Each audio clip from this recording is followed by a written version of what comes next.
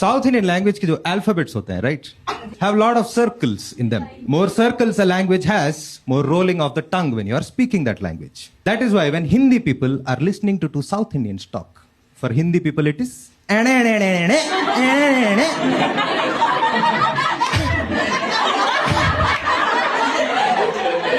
rolling of the tongue, you know. The more circles a language has, more rolling of the tongue. More rolling of the tongue, more effort by the tongue. More effort by the tongue, more rest the tongue needs. That is why when you see in South Indian movies, the villain talks a lot of shit in anger. And he will relax his tongue at the end. He'll be like, hey! నా అడిచా తాంగ మాట, 4 మాసం తూంగ మాట, మోతిపారు ఈటపోయి సేర మాటే.